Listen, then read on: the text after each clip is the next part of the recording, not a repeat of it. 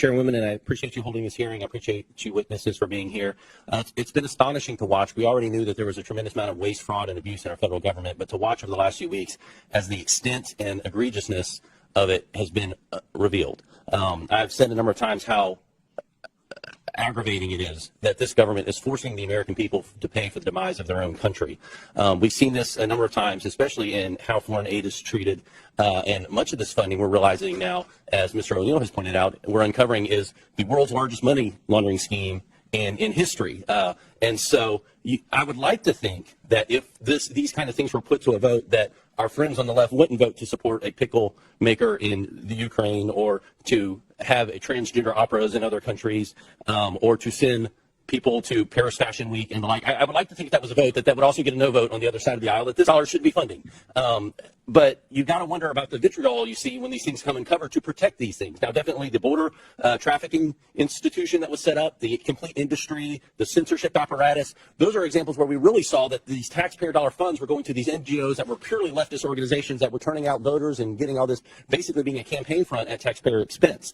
And so you got to wonder how this is happening, because this is not in the legislation. There's no line item in the legislation that has these sort of things in it. So, Mr. Permack, I'd like to ask you, where are these decisions being made?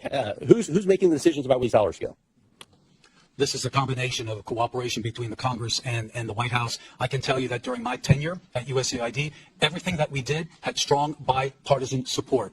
Unfortunately, when President Biden came in... It's someone in an agency somewhere, is that right, making the decision? How's that decision made? Who's making that decision? Like, before the check goes out, who's pushing the button that says, send this check?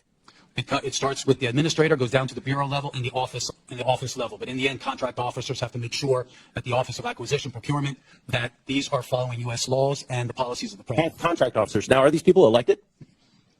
We hear a lot about elected officials making these, certain decisions. There's no one at USAID that is elected. So the people sending money are not elected officials. Okay, just wanted to clarify that. One of the issues we've had is trying to track this dollars once it goes out, to bring accountability to it.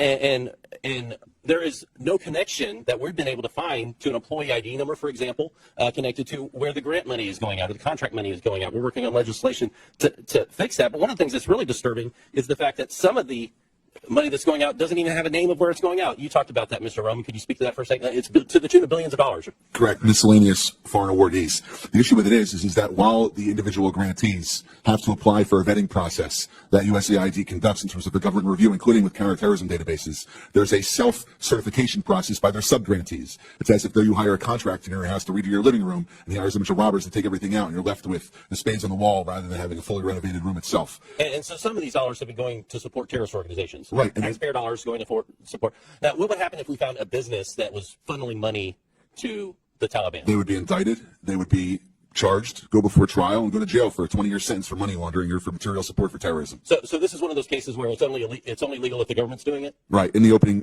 chairman's remarks, she was saying that this is about fraud, waste, and abuse, and if there was anyone else, it's as if though a private citizen can't do this, but if a U.S. government agency or bureaucrat wants to give money to a terror organization, it's okay. Yeah, I find that atrocious. I think the American people do too. Mr. Perbeck, I want to touch on one thing, because I've talked to ambassadors across the world, and you hear this. We'd like to align ourselves with the United States. We don't want to align ourselves with China, but when we're talking to China, they're talking roads, bridges, infrastructure, those kind of things.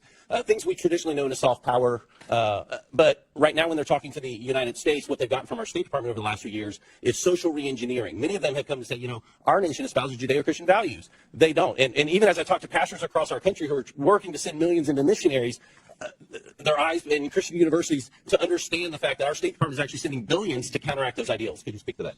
You can quickly answer. We have to move on. I've spoken to many foreign African officials, for example, when they're meeting with Mr. Blinken, they were ready to talk counter-genocide. Instead, they got to social reengineering. Okay. I now recognize the gentleman from Massachusetts, Mr.